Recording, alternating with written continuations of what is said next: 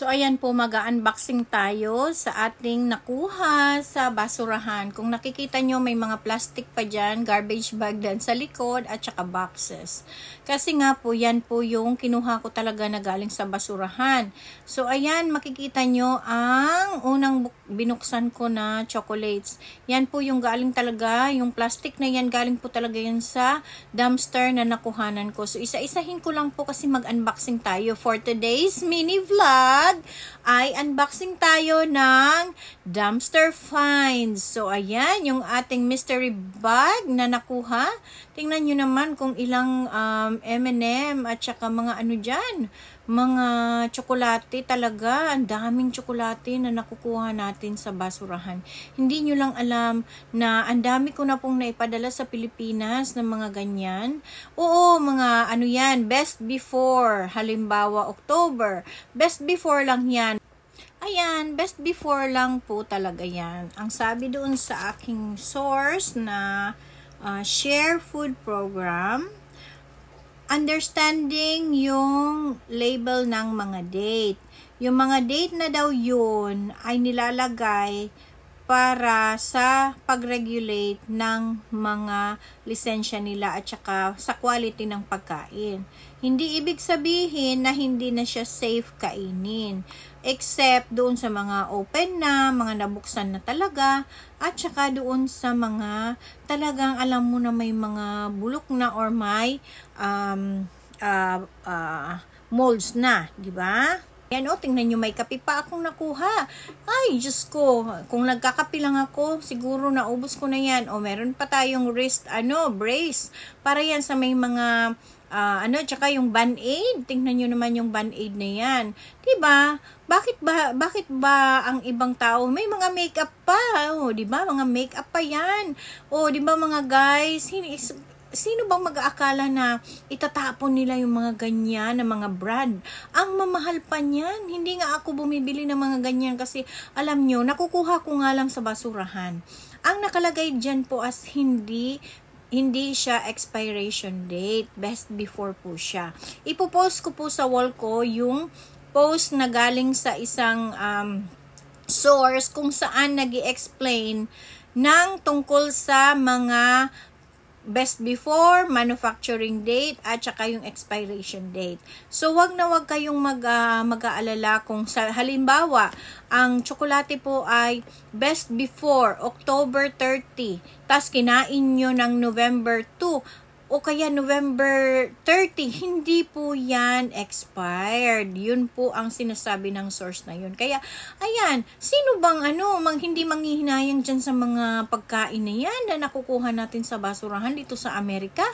Ang dami, bumabaha ng mga tsokolate sa Amerika ngayon kasi dahil doon sa Halloween na dumaan.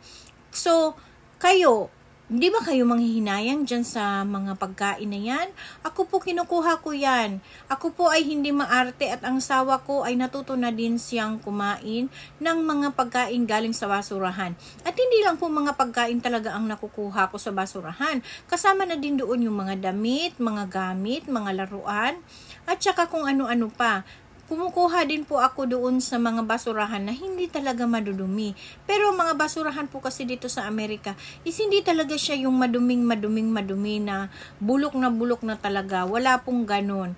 Meron siguro yung ibang restaurant. Yung sa mga restaurant hindi po talaga ako kumukuha doon kasi mga na yun, leftover yun. Kumbaga, yung pagkain na yun is tira-tira nila yun doon sa restaurant na sa kusina nila.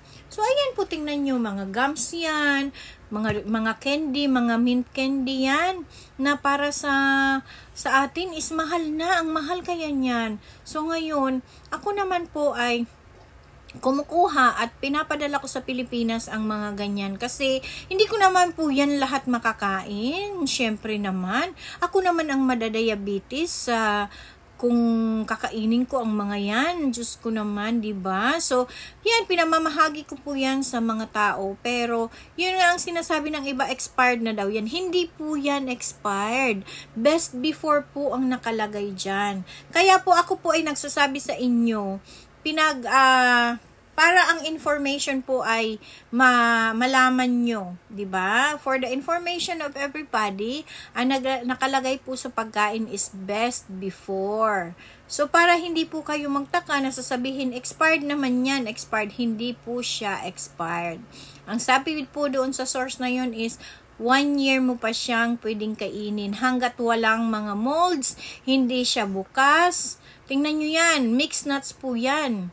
Mixed nuts, ipapakita ko po sa inyo ang best before niyan. Ang best before niyan ay, tingnan nyo po, sandali lang ha, kaya ipapakita natin yan, ang best before niyan. Kasi hindi po lahat ng pagkain dito ay expiration ang nakalagay. Hindi po, wala pong expiration date. Diba? So, ayan, tingnan nyo naman. Para sa diabetes, yung mga na yan, tsokolate na yan.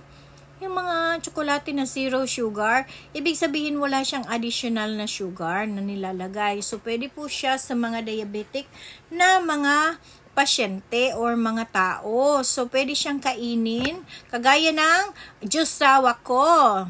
Oh, diba? Yung jusawa ko, matutuwa na naman. Kaya madami siyang makakain na Reese's dahil nga doon sa nakuha ko sa basurahan. Ayun, meron akong inamoy kasi parang nalagyan siya ng hand sanitizer. Pero po yung hand sanitizer ay doon lang naman po sa wrap niya. So, hindi po siya napasok sa loob kasi hindi po siya bukas. Ayan, manghalungkat pa tayo sa kahon. Manghalungkat pa tayo. Diyos ko, akala ko, dami pang laman. Yung pala yung iba, mga papel lang, parang mga papel, mga tag.